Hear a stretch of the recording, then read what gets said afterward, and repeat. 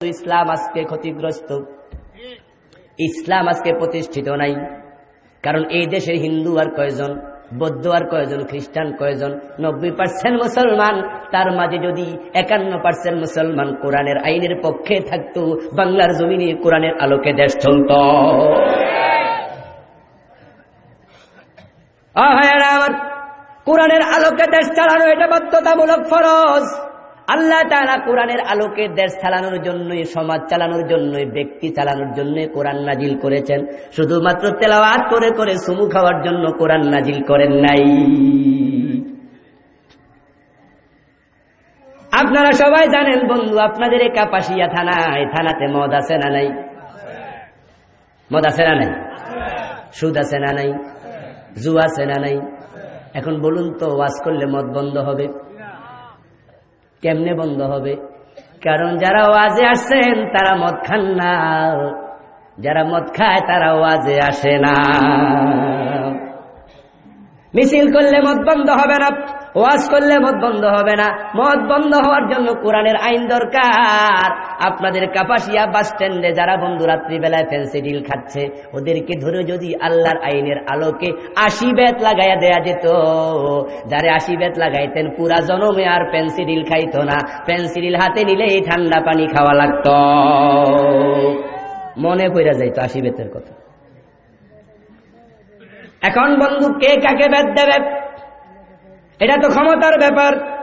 তাই তো রাসূলুল্লাহ আলাইহিস সালামকে আমার আল্লাহ বলেন, ওয়া ইযা ক্বিলা লাহুম তাআলু ইলা মা আনজালাল্লাহু ওয়া ইলার রাসূল রাআইতাল মুনাফিকিনা ইয়াসুদ্দুনা আনকা সুদুদা। হ্যাঁ নবী, আপনার উম্মতের মাঝে কিছু লোক থাকবে মুনাফিক। ওই মুনাফিক গুলাকে আপনি যখন বলবেন আসো কোরআনের দিকে, আসো হাদিসের দিকে, কোরআন দিয়া সমাজ চালাই, কোরআন দিয়া দেশ চালাই, তখন তারা বলবে এত ঝামেলায় আমি নাই। এমন লোক আছে না নাই? ও বন্ধু, আপনারা বলুন তো, এত দামি কোরআন এটা শুধুমাত্র মসজিদের ভিতরে থাকবে, বঙ্গভবনে যাওয়া দরকার আছে না নাই? এই কোরআন সচিবালয়ে যাওয়া দরকার আছে না নাই? সংসদ ভবনে যাওয়া দরকার আছে না নাই? ডিসি অফিসে যাওয়া দরকার আছে না নাই? টিউন অফিসে যাওয়া দরকার আছে না নাই? কোরআন যদি আজকে থাকতো সংসদ ভবনে বন্ধু, তাহলে ঘরে ঘরে বড় বড় আলেম পাওয়া যেত। কেমনে পাওয়া যেত শোনেন। হাই স্কুলে ক্লাস 8-এ পড়ে, তামাম বাংলাতে খুঁজলেও একজন স্টুডেন্ট পাবেন না যে দেখে দেখে বাংলা পড়তে পারে না, ইংরেজি পড়তে পারে না, যোগ বিয়োগের অঙ্ক জানে না। সব স্টুডেন্ট ইংরেজিও পড়তে পারে, বাংলাও পড়তে পারে, অঙ্ক জানে, বিজ্ঞানও জানে, ভূগোলও জানে, ইতিহাসও জানে, আপনার electric, math, algebra, physics, chemistry, রসায়ন, যা দরকার সবাই শিখতেছে। কিন্তু এমএ পাস, বিএ পাস হাজার হাজার মুসলমানের সন্তান কোরআনটাই দেখে দেখে পড়তে পারে না। আছে না নাই? ইংরেজি শিখা কি ফরজ না মুবাহ? অঙ্ক শিখা ফরজ না মুবাহ? মুবাহ বোঝেন তো, নফলও না। অর্থাৎ যেটা শিখলেও সওয়াব নাই, না শিখলেও গুনাহ নাই। এটা কোনো প্রয়োজন নাই বন্ধু। হ্যাঁ, যদি আপনি শিখেন দুনিয়াতে কিছু কাজে আসবে, এটাই শেষ। যেখানে ইংরেজি শিখা মুবাহ সেটা বাধ্যতামূলক শিখক, অঙ্ক শিখা মুবাহ বাধ্যতামূলক শিখক, ইতিহাস শিখা মুবাহ বাধ্যতামূলক শিখক।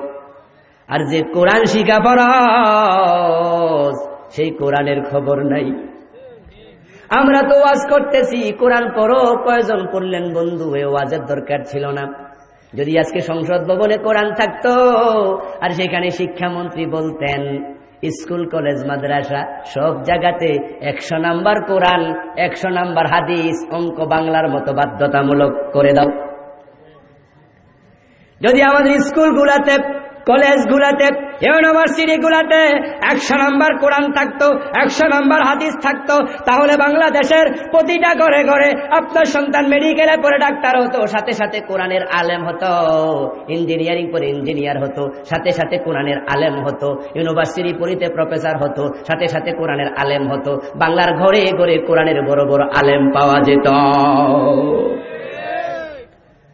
মুসলমান ভাইয়েরা, এই জন্য কোরআনের পক্ষে থাকবেন। যারা মুনাফিক তারা কোরআনের আইনের বিরোধিতা করে। ও বন্ধু, যেই সমাজে কোরআনের আইন থাকে না সেই সমাজে কোরআনের আইনের জায়গায় শয়তানের আইন প্রতিষ্ঠিত হয়ে যায়।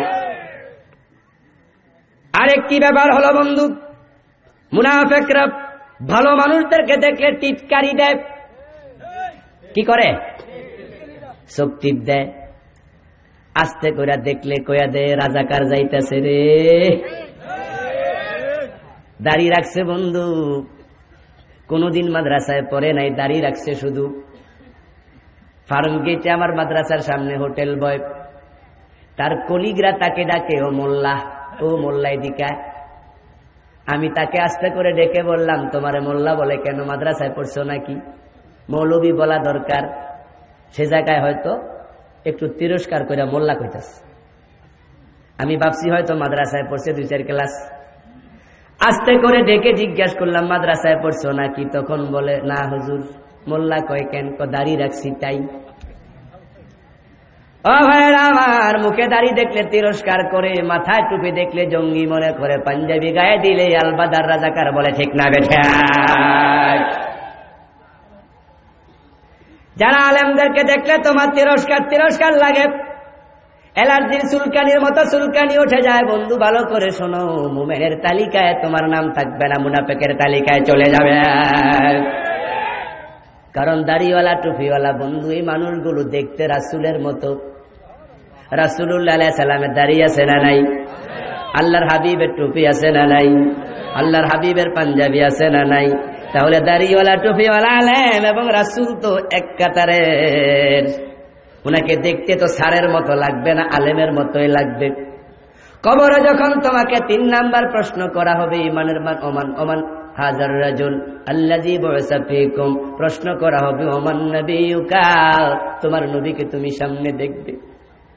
দাড়িওয়ালা টুপিওয়ালা দেখলে দুনিয়াতে যদি তোমার কাছে রাজাকার আলবদর জঙ্গি এইটা তোমার কাছে মনে হতো, ও মিয়া, বিশ্ব নবীকে কবরে দেখার পরেও তুমি চিনতে পারবে না, তোমার কাছে তাই মনে হবে। তোমার কপাল পোড়া।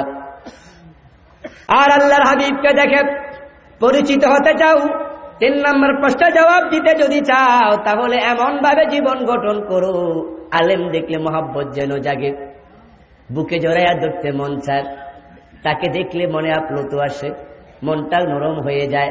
তাহলে কিয়ামতের দিন আল্লাহর নবীর সুপারিশ নসিব হয়ে যাবে এবং কবরে আল্লাহর নবীকে দেখলে তোমার আপন মনে হবে। কিন্তু এই দেশে এমন কিছু লোক আছে বন্ধু, তাদের কপাল খারাপ, হুজুর দেখলেই কেমন কেমন শুরু করে দেয়। আছে না নাই?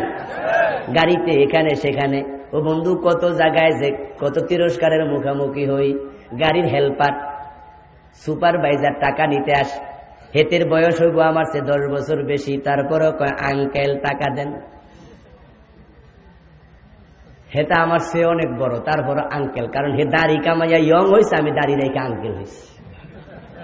এমন আছে না নাই? মানে একটু চান্স পাইলে একটু খোঁচা দিয়ে। ও ভাইয়েরা আমার, আলেম দেখলে সহ্য করতে পারে না এমন একদল লোক এদেশে এখন নতুন করে গজাচ্ছে।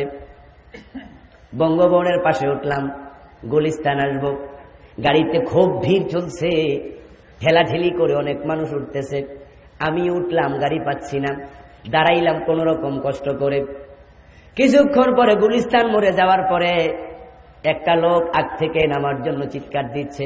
ড্রাইভার গাড়ি থামাইয়া বলে, আস্তে আস্তে নামেন, খুব ভিড়। ওই লোক ধাক্কা ধাক্কি করে করে নামতে নামতে দরজায় আসলো। আইসা আমার কয়, হুজুরে ভিড়ের ভিড়তে আপনি উঠছেন কি? আমি তো অবাক, এত লোক উঠছে, কোনো দোষ হয়েছে না? সবটা দোষ হয়েছে।